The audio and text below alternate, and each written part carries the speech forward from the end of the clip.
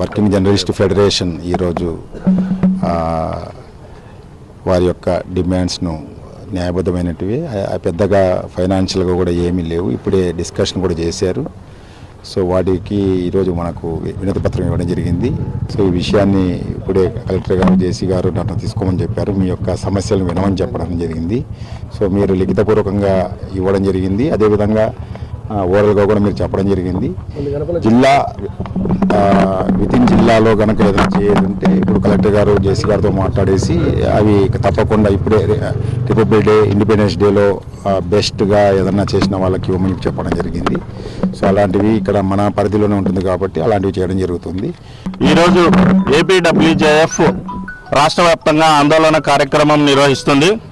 ప్రధానంగా 17 సమస్యలు పరిష్కరించాలని చెప్పేసి రాష్ట్ర వ్యాప్తంగా అన్ని జిల్లా కేంద్రాల్లో, మండల కేంద్రాల్లో, తాలూకా కేంద్రాల్లో ఈరోజు ఏపీడబ్ల్యూజేఎఫ్ నాయకులు అధికారులకి వినతి పత్రం అందజేయడం జరిగింది.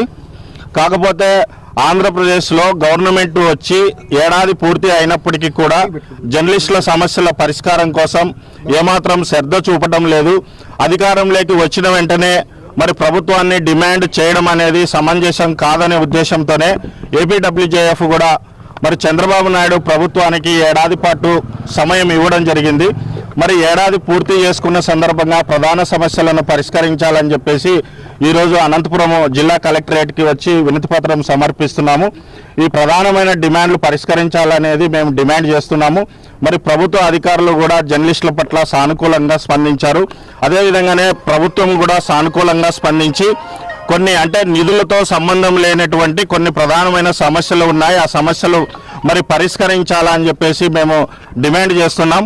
మరి మా డిమాండ్లను సానుకూలంగా ప్రభుత్వం కూడా మరి సానుకూలంగా స్పందించకపోతే ఖచ్చితంగా జర్నలిస్టులు రాష్ట్ర వ్యాప్తంగా ఆందోళన కార్యక్రమానికి మరి శ్రీకారం చుడతారని చెప్పేసి ఈ సందర్భంగా ఏపీడబ్ల్యూజేఎఫ్గా హెచ్చరిస్తున్నాం.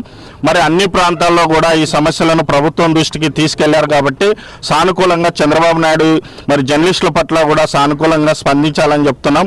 మరి ఆనాడు ప్రతిపక్ష నేతగా ఉన్నటువంటి చంద్రబాబు నాయుడు మరి రాష్ట్రంలో ప్రజలతో పాటు జర్నలిస్ట్ కూడా చీకటి రోజులు ఉన్నాయని, మరి త్వరలోనే మన ప్రభుత్వం వస్తుంది, మంచి రోజులు వస్తాయని చెప్పినటువంటి చంద్రబాబు నాయుడు మరి ఏడాది కాలం అయినప్పటికీ ఇప్పటికీ కూడా జర్నలిస్టులకి కనీసం పైతాతో సహా ఖర్చు లేనటువంటి అక్రిడేషన్ కార్డులు కూడా ఇప్పటికీ ఇవ్వలేదు. మళ్ళీ సమయం 3 నెలల పాటు సమయం కూడా తీసుకుంది. కనీసం ఈ వచ్చే 2026 జనవరి కన్నా అక్రిడేషన్ కార్డులు ఇచ్చి మరి ఇళ్ల స్థలాలు కానీ, పెన్షన్ కానీ, ప్రధానంగా హెల్త్ కార్డులు ఇట్లాంటి సమస్యలన్నీ పరిష్కరించాలని చెప్పేసి మేము ఈ ప్రభుత్వాన్ని డిమాండ్ చేస్తున్నాం.